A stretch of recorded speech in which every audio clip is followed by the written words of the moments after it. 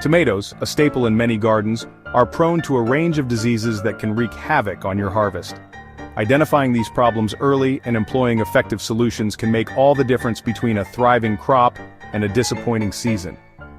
Whether you're an experienced gardener or just starting, this guide will equip you with practical knowledge on managing tomato diseases organically and with the help of pesticides when necessary. Remember to subscribe to Botanical Bliss for more gardening inspiration and share this guide with fellow gardeners who might need it. Early blight caused by is one of the most common diseases that affect tomatoes. This fungal disease starts with small brown spots on older leaves which develop concentric rings resembling a bullseye. Over time, affected leaves turn yellow, dry out, and fall off, weakening the plant and exposing fruits to sun scald. Preventing early blight is easier than curing it. Practice crop rotation, and avoid planting tomatoes in the same spot every year.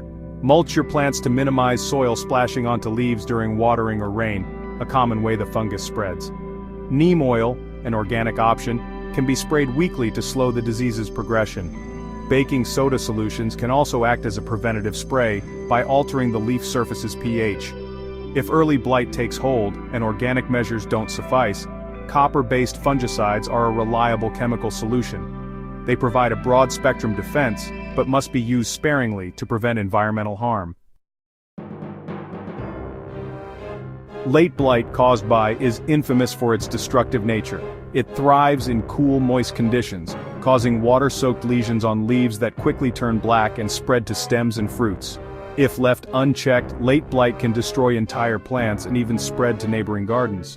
The best defense against late blight is prevention. Grow resistant tomato varieties and ensure good airflow by spacing your plants adequately and pruning excess foliage.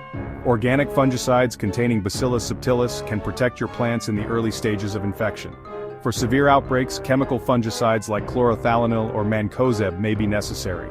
Always follow label instructions carefully to ensure safe application and avoid harming beneficial organisms in your garden. Septoria leaf spot caused by is another fungal disease that targets the foliage of tomato plants. It starts as small, circular spots with dark edges on lower leaves and can spread upward if left untreated. Although it doesn't directly affect fruits, the defoliation weakens plants and reduces yields. To manage Septoria leaf spot organically, remove and destroy infected leaves immediately. Water at the base of the plant to avoid wetting the leaves, and use a mulch layer to prevent soil splashing. Compost tea or potassium bicarbonate sprays can help strengthen the plant's defenses. Chemical fungicides, such as those containing chlorothalonil or copper, are effective for severe cases. Apply them early in the growing season to protect healthy foliage. Fusarium wilt, caused by, and verticillium wilt, caused by, are soil-borne fungal diseases that attack the plant's vascular system. Symptoms include yellowing and wilting of leaves, often starting on one side of the plant, and stunted growth.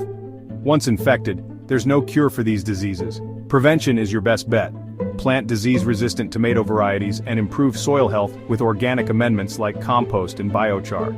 Solarizing your soil, covering it with clear plastic for several weeks during hot weather, can help kill fungal spores before planting. If you notice symptoms, remove infected plants immediately and avoid planting tomatoes or other susceptible crops in the same spot for at least 3 years. Tomato mosaic virus, or 2MV, is a highly contagious disease that causes mottled yellow or green patterns on leaves, distorted growth, and reduced fruit yields. Unlike fungal diseases, viruses cannot be treated once they infect a plant. To prevent 2MV, practice strict hygiene in your garden. Wash your hands and tools after handling plants and avoid smoking near your garden, as the virus can be transmitted through tobacco. Remove and destroy infected plants promptly to limit the spread.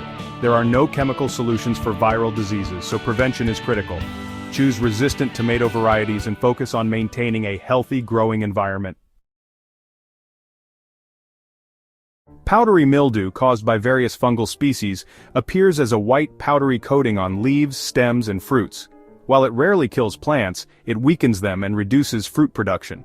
To manage powdery mildew, ensure good air circulation by spacing plants appropriately and pruning overcrowded foliage. Organic sprays like milk and water in a 1:10 ratio or sulfur-based fungicides can help suppress the disease. Regularly inspect plants and treat them at the first sign of infection.